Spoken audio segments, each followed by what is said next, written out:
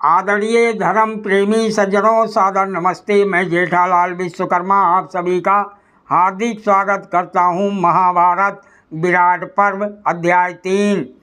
महर्षि वैशंपायन जी महाभारत की कथा सुनाते हुए आगे कहते हैं, हे राजन जन्मेजय जी, वीर पांडव तलवार बांधे, पीठ पर तुड़ीर कसे, गोह चरम से निर्मित दस्ताने पहने पैदल चलते चलते यमुना नदी के समीप जा पहुँचे। तत्पश्चात वह यमुना के दक्षिण किनारे पर पैदल ही चलने लगे। उस समय उनके मन में ये इच्छा जाग उठी थी कि अब हम वनवास के कष्ट से शीघ्र मुक्त हो अपना राज्य प्राप्त कर लेंगे। चलते चलते विराट की राजधानी के समीप पहुंचकर कुंती नंदन राजा युधिष्ठिर ने अर्जुन से कहा, हे भैया, हम अपने अस्त्र शस्त्र कहाँ रखकर नगर में प्रवेश करें?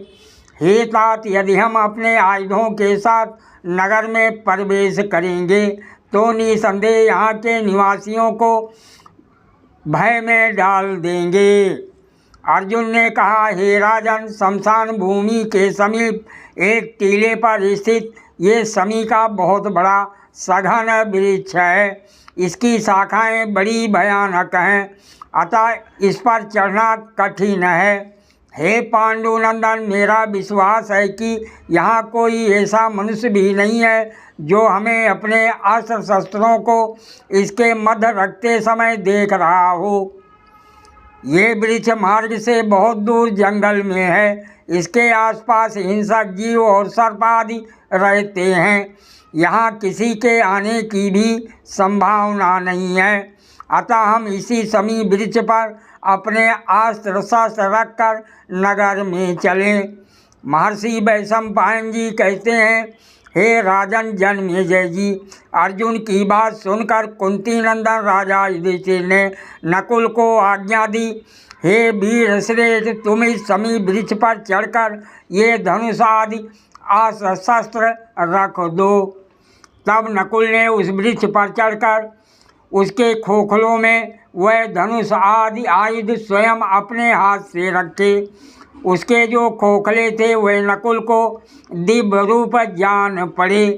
तत्पश्चात पांडवों ने एक मृतक का शरीर अर्थात शव लाकर उस वृक्ष की शाखा में बांध दिया, जिससे लोग इस शमी वृक्ष को दूर से ही त्याग देवें।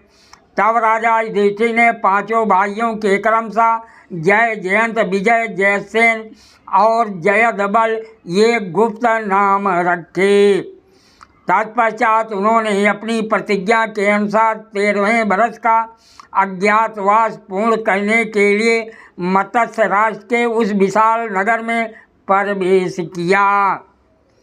तब बैदूर के समान, हरी स्वर्ण के समान, पीली तथा लाल और काली चौसर की गोटियों सहित पासों को कपड़े में बांधकर बगल में दबाए हुए राजा युधिष्ठिर सबसे पहले राजा के दरबार में गए।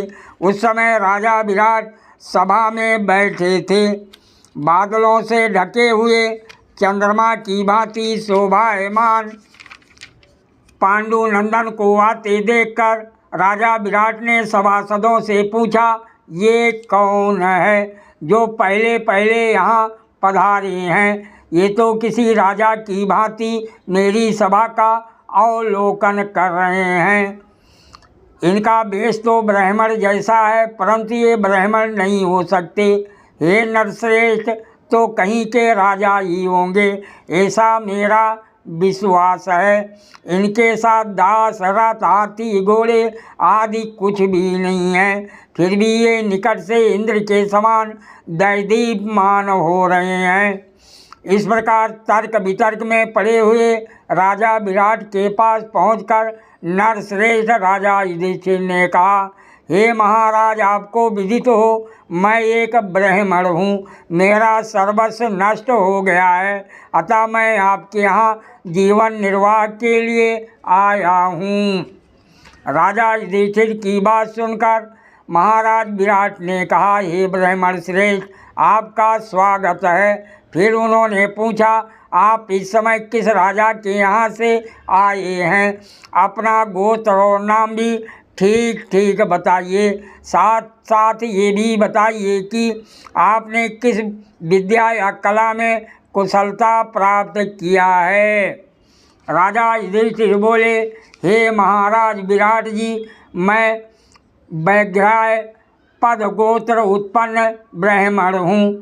मैं कंक के नाम से प्रसिद्ध हूँ। मैं पहले राजा युधिष्ठिर के साथ रहता था। वह मुझे अपना मित्र मानते थे। मैं चौसर खेलने वालों के बीच पासे फेंकने की कला में कुशल हूँ। राजा विराट ने कहा, हे कंक, आज से आप मेरे मित्र हैं। आपको मेरे जैसी ही सवारी मिलेगी। वस्त्र और भोजन आदि का प्रबंध भी आपके लिए पर्याप्त मात्रा में रहेगा। बाहर और भीतर के राज्य की देखभाल भी आप ही करें। मेरे आदेश से आपके लिए राजमहल का द्वार सदा खुला रहेगा। महर्षि वैशंपायन जी कहते हैं, हे राजन जन्मेजय जी, तत्पश्चात द्वितीय पांडव भयंकर बलशाली अपने तेज से प्रकाशित भीमसेन सिंह की सी मस्त चाल से चलते हुए राजा विराट के दरबार में आए। उन्होंने हाथ में मथानी, कलछी और साग काटने के लिए एक काले रंग का तीखी धार वाला छुरा ले रखा था। वो छुरा ना तो टूटा फूटा था, ना उस पर कोई आभरण ही था। महामना पांडुनंदन भीमसेन राजा विराट के अत्यंत समीप जाकर दीनता रहित वाणी में बोले, हे नरेंद्र, मैं रसोइया हूँ। मेरा नाम बल्लभ है। मैं बहुत उत्तम व्यंजन बनाना जानता हूँ। आप मुझे अपने यहाँ इस कार्य के लिए रख लीजिए। राजा विराट ने कहा, हे बल्लभ, तुम रसोइये हो, इस बात पर मुझे विश्वास नहीं होता। तुम तो इंद्र के समान तेजस्वी दिखाई देते हो। अपने अद्भुत रूप, दिव्य शोभा और महान पराक्रम से तुम मनुष्यों में कोई श्रेष्ठ पुरुष अथवा राजा प्रतीत होते हो। भीमसेन जी बोले, हे महाराज जी, मैं भोजन बनाने वाला आपका सेवक हूँ। मैं नाना प्रकार के व्यंजन बनाना जानता हूँ, जिनका बनाना केवल मुझे ही ज्ञात है। मेरे बनाए व्यंजन उत्तम कोटि के होते हैं। हे राजन, पहले राजा युधिष्ठिर ने भी मेरे बनाए सब प्रकार के व्यंजनों का आस्वादन किया है।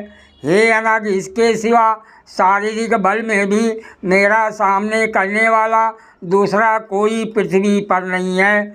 मैं सदा कुश्ती लड़ने वाला पहलवान हूँ। हाथियों और सिंहों से भी भिड़ जाता हूँ। हे नरेश, मैं सदा आपको प्रिय लगने वाले कार्य करूँगा। सादर प्रणाम। जय श्री कृष्ण।